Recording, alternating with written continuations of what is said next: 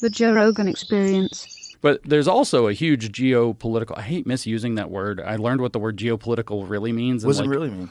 It means politics of earth things like waterways, oceans, Oh, dams. interesting. And so it's like, I've always used it wrong too. I go totally like autistic every time I say the word now. And I'm like, damn it, I know it means something different because we all use it wrong, but I'm going to use it wrong anyway. There's a geopolitical move from China right now called the Belt and Road Initiative.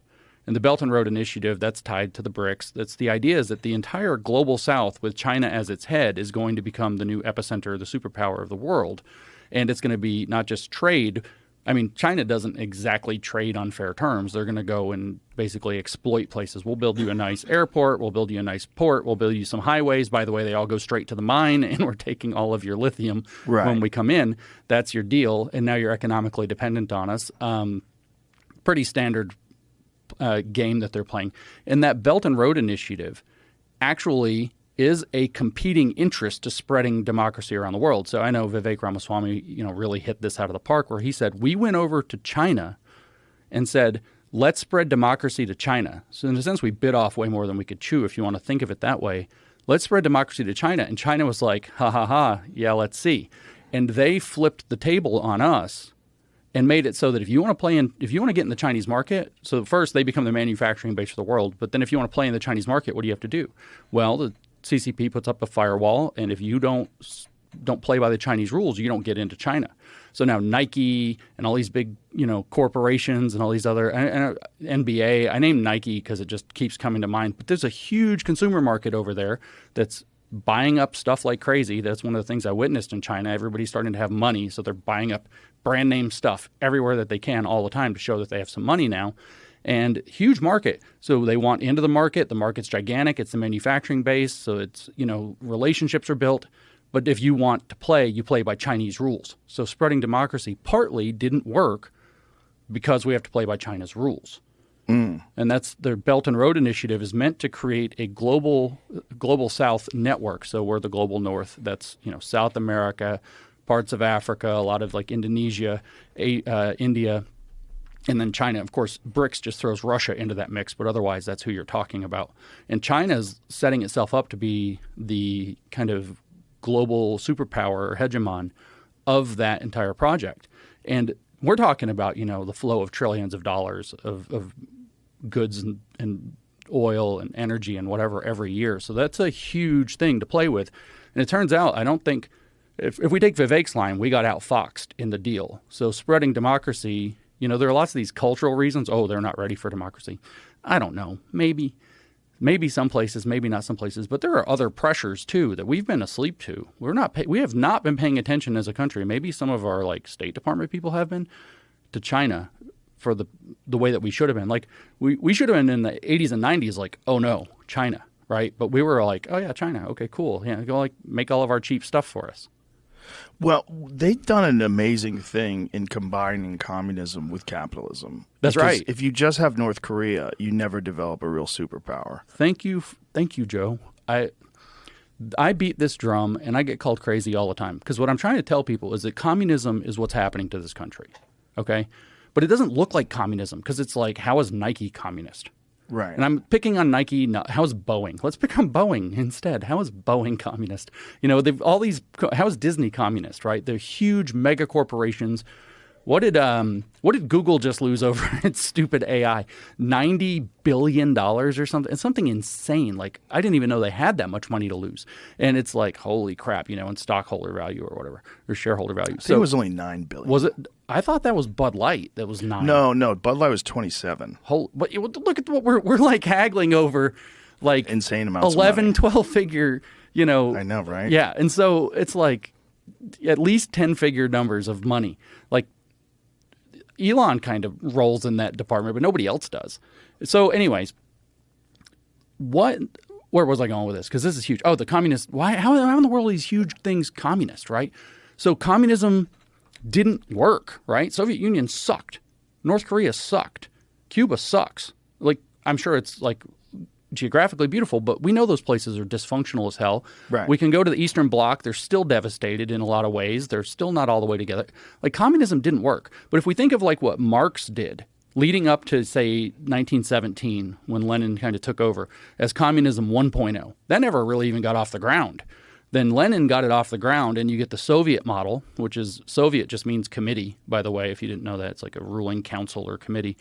So Soviet model takes over with what they called Marxism-Leninism, and that worked, kind of. It worked. They still had it in China till Mao died. They had it in Soviet Union until, 89, 90, 91, something like that when it fell.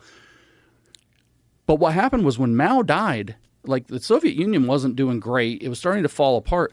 A new model got picked up. And we talk about Mao Zedong sometimes, and I would love to talk to you all day about Mao. That's my new research project.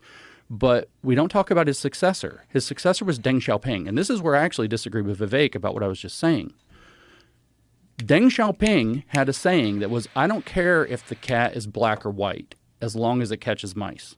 And what he was talking about is, I don't care if we use markets or we use a Soviet-style central committee to organize our society, as long as China's economy comes back. That's what he really meant.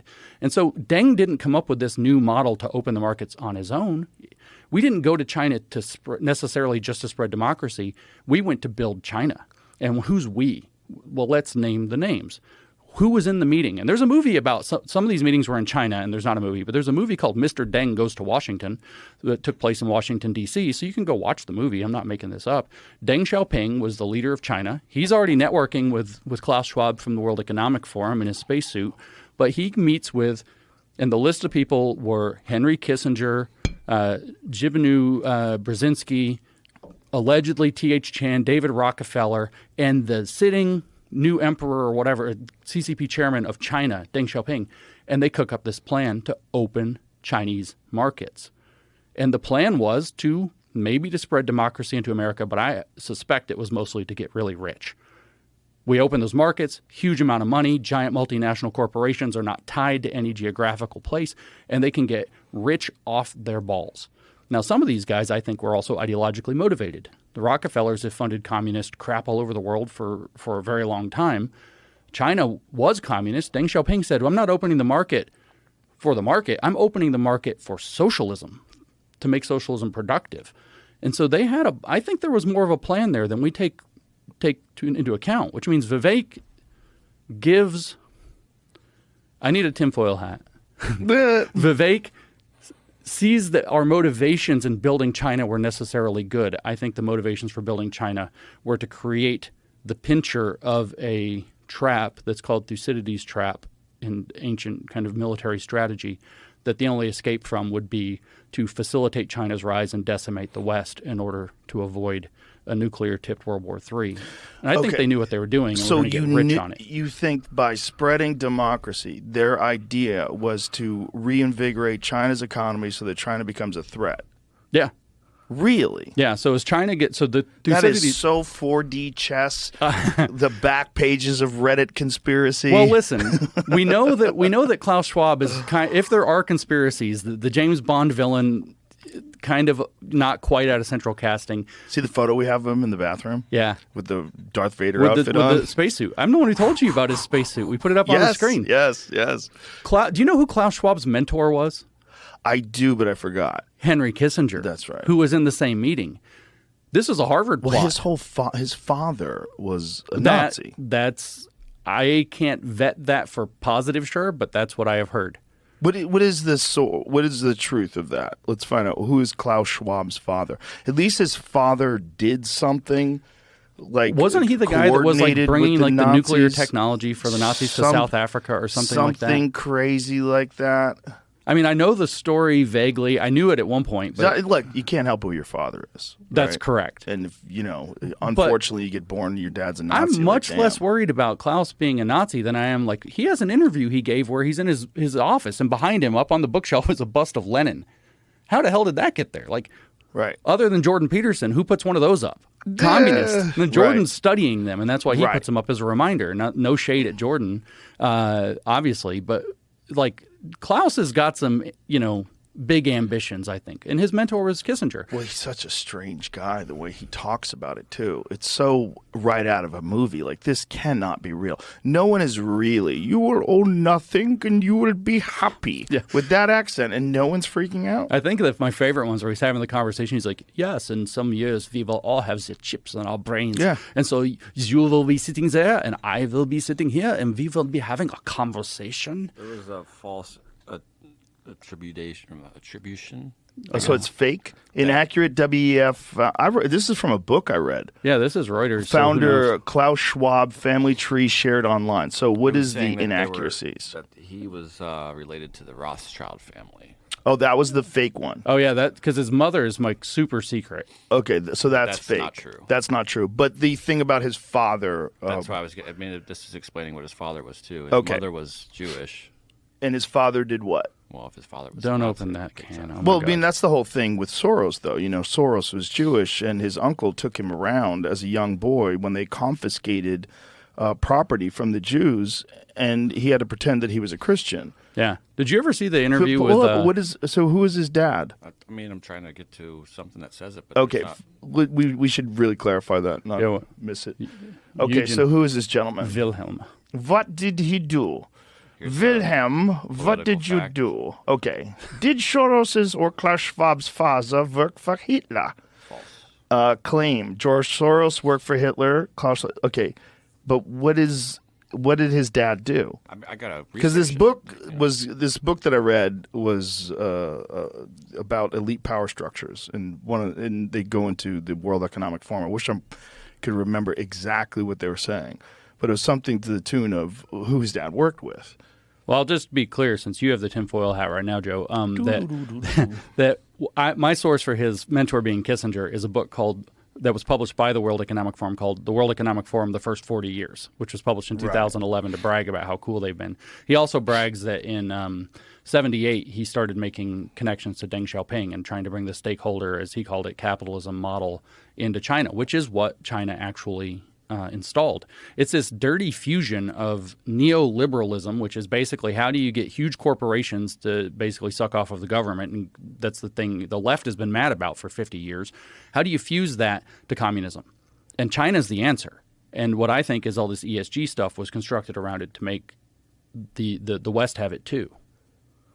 So environmentalism, social, what is it? Environmental social governance? That's right, yeah. That's ESG. Yeah. And that stands for what is the goal of ESG? Corporate the control. Stated goal. But the stated goal. So it is to create it is to create a metric, a measurement tool to assess the likely long-term viability of a corporation based on its environmental, social, and internal corporate governance policies. Long-term viability for the nation? No, for the corporation. For the corporation. Because here's what's going on is ESG was created at the United Nations in 2003 by a guy named James Gifford.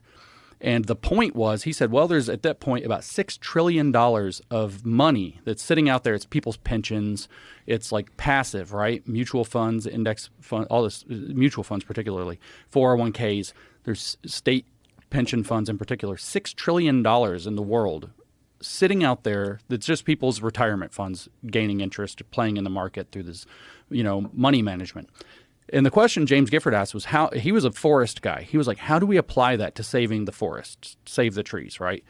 And so he came up with this idea that if we had environmental assessments, anytime you have a metric, you can use that metric in some way or another. In other words, or you can game that metric. If we had metrics to say, well, how environmentally compliant are companies?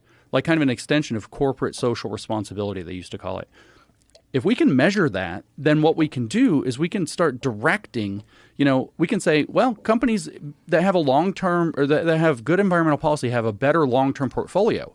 But these are 30-year investments because they're people's pensions. So that's long-term success that we're interested in, not boom and bust cycles in the market. So the stated ambition, not just to do what I said, but is specifically to do that, to bring that passively invested money into what they call impact investing. In other words, to do activism with investor money by investing in, green energy companies or green other environmental companies or socially just companies or, companies with good governance. And in principle, at least the good governance thing should work. But the thing is corruption exists. I don't know how they neglected to account for that if we give them all the credit in the world.